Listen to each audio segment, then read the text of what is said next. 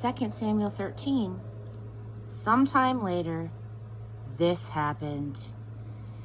Absalom, David's son, had a sister who was very attractive. Her name was Tamar.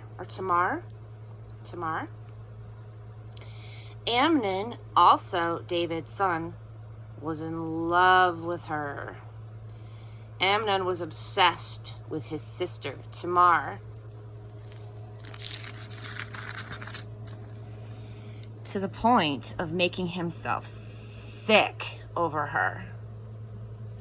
She was a virgin, so he couldn't see how he could get his hands on her. Amnon had a good friend, Jonadab, the son of David's brother, Shemaiah. Jonadab was exceptionally streetwise.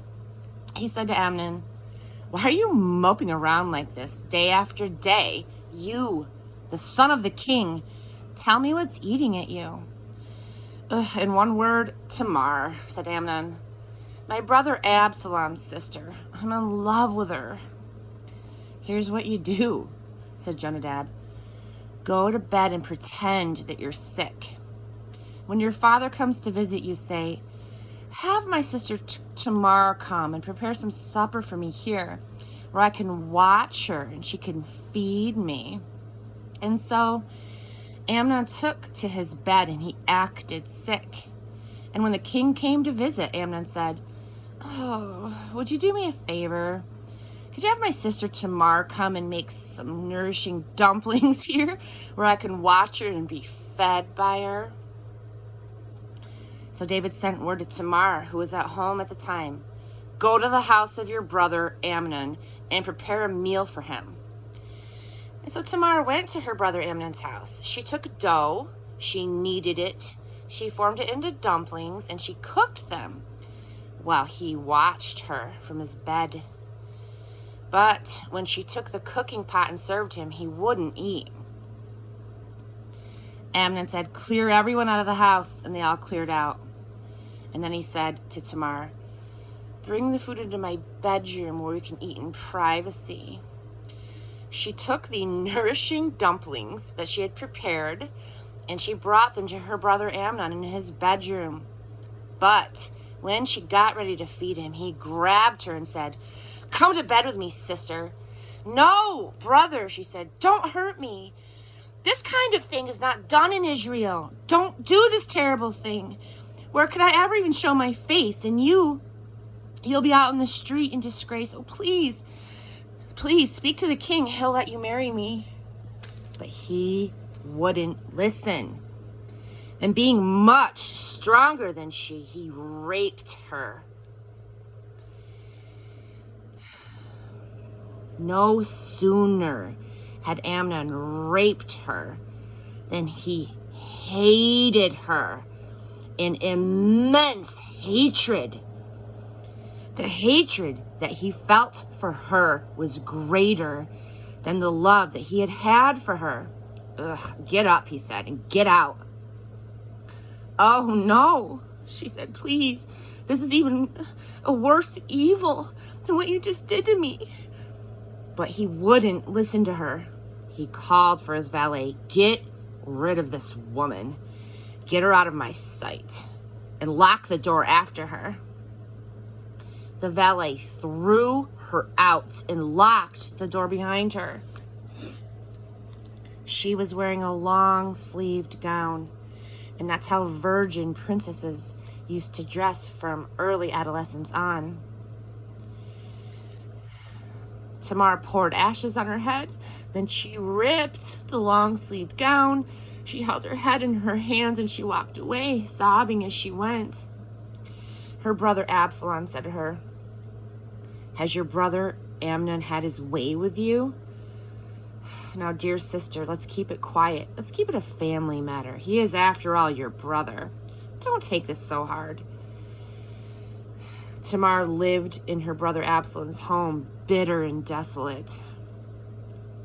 King David heard the whole story and was enraged, but he did not discipline Amnon.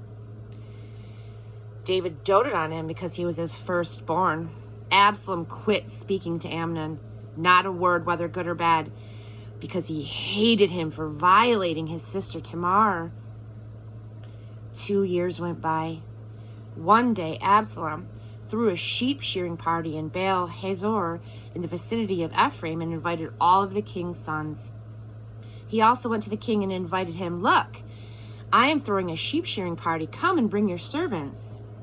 But the king said, "No, son, not this time, and not the whole household. We would just be a burden to you." Absalom pushed, but David would not budge, but he did give him his blessing. And then Absalom said, "Well, if you won't come, at least let my brother Amnon come." "And why," said the king, "should he go with you?" But Absalom was so insistent that he gave in to let Amnon and all the rest of the king's sons go. Absalom prepared a banquet fit for a king, and then he instructed his servants, "Look sharp now. When Amnon is well into the sauce and feeling no pain, and I give you the order, strike Amnon, kill him. And don't be afraid. I'm the one giving the command. Courage, you can do it." Absalom's servants did to Amnon exactly what their master ordered. All of the king's sons got out as fast as they could, jumped on their mules, and rode off. While they were still on the road, a rumor came to the king. Absalom just killed all of the king's sons. Not one is left. The king stood up, ripped his clothes to shreds, and threw himself on the floor. All of his servants who were standing around at the time did the same thing. And just then, Jonadab, his brother Shimei's son, stepped up.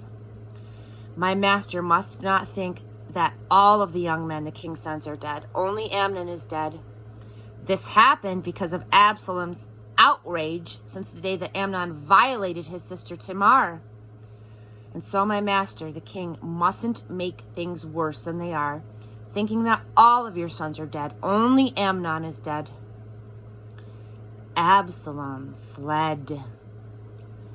Just then, the sentry on duty looked up and saw a cloud of dust on the road from Horonaim alongside the mountain. He came and told the king, "I have just seen a bunch of men on the Horonaim road coming around the mountain." Then Jonadab exclaimed to the king, "See, it's the king's sons coming, just as I said." He had no sooner said the words than the king's sons burst in, loud laments and weeping. The king joined in along with all of the servants, loud weeping, many tears. David mourned the death of his son a long time. When Absalom fled, he went to Talmai, son of Ammihud, king of Geshur. He was there for 3 years. The king finally gave up trying to get back at Absalom. He had come to terms with Amnon's death.